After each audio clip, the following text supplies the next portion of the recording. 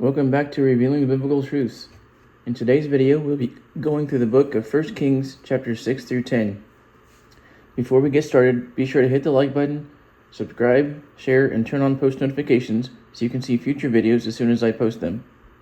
In chapter 6, after 480 years after the Israelites came out of Egypt, it was in the 4th year of Solomon's reign when he began to build the temple. And the length of the temple was 60 cubits, and the breadth was 20 cubits, and the height 30 cubits. The porch in front of the temple was 20 cubits in length and 10 cubits wide. Also there were narrow windows to let light in. He built chambers around it. The furthest chamber was 5 cubits broad, the middle one was 6 cubits broad, and the 7th one 7 cubits broad. In the wall he made narrow rests for the guards. The house was built of stone that was pre-cut so that no tool was used to assemble it.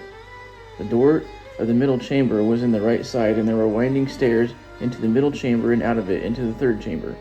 He covered it with beams and boards of cedar. Then the word of Yah came to him, and said, If you walk in my statutes, and keep my commands, then I will perform my word with you, and dwell among Israel, and not forsake them. Inside the house there were walls of cedar, and the floor and the ceiling also.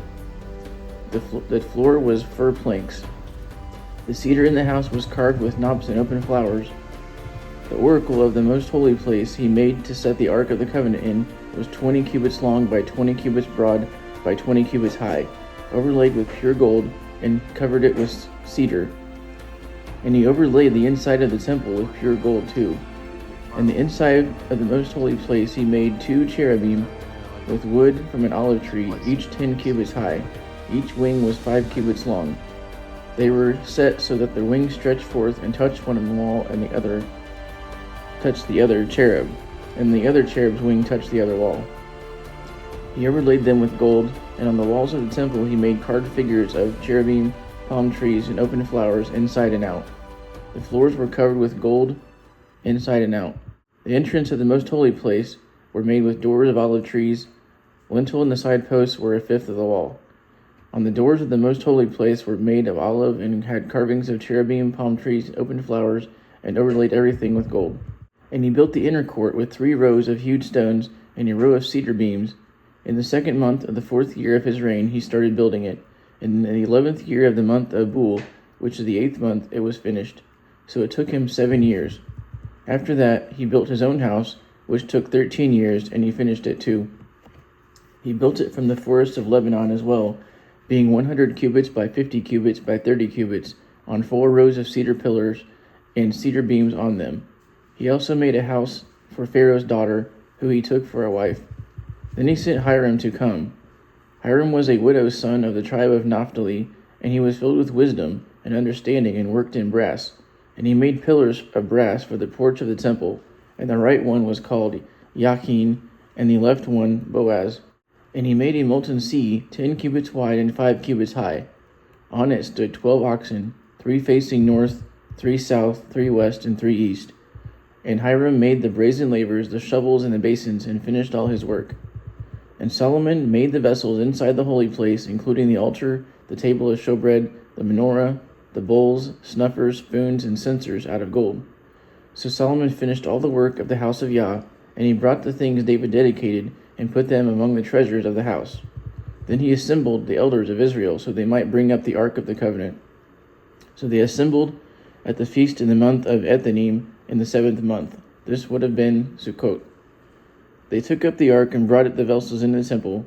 Then they sacrificed sheep and ox in great number, and there was nothing inside the ark except the 2 tables of stone that Moses had put there at Horeb.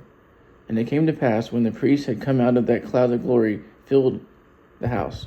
Then the king turned around and blessed the congregation and said, Baruch atah Elohim Yasharel. And it was at the heart of my father David to build a house for Yah, but he said he wouldn't build it, but your son shall build it. And he performed his work, and I sat on the throne, and I built a house for Yah Elohim of Yasharel. And he lifted his hands and said, Yahuwah Elohim of Israel, there is no Eloah like you, in heaven above or on earth beneath, who keepest the covenant and mercy with your servants that walk before you with all their heart, who has kept your servant David my father, that you promised him.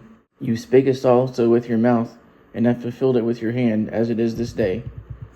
Therefore now, Adonai Elohim of Israel, keep your servant David my father, that you promised him, saying, There shall not fail thee a man in my sight to sit on the throne of Israel, so that your children shall take heed of their way, that they walk before you as ye have walked before me. And now, Elohim of Israel, let your word, I pray you, be verified, which you spoke unto your servant David my father, and hearken you to the supplication of your servant, and to your people Israel, when they shall pray toward this place, and hear you in heaven, your dwelling place. And when you hear, forgive. And he proclaimed blessings and cursings, if the people followed him or not, according to Yah's will. And when Solomon ended his prayer, he rose up from kneeling and spread his hands up to heaven, and blessed the congregation. So he and all the congregation offered sacrifice before Yah, and they had a feast for 8 days. And on the 8th day he sent them away. Then Yah appeared to Solomon a second time, and he said, I have heard your prayer, and have hallowed this house. You have built in my eyes, and my heart will be there perpetually if you walk in integrity and do all I have commanded you. And I will establish your kingdom forever. But if you turn from following me, or your children don't keep my commands and go serve other Elohim, then I will cut off Israel out of the land in his house. So Solomon gave Hiram 20 cities in the land of Galilee, and he came to see the cities, but he didn't like them. And he sent Solomon 120 talents of gold. And 3 times a year Solomon made offerings on the altar he built. And he made a navy of ships in Ebion Gezer beside Eilat on the Red Sea. And Hiram gave him shipment, who knew the sea, to serve as Solomon's servants. And they came to Ophir to get gold 420 talents.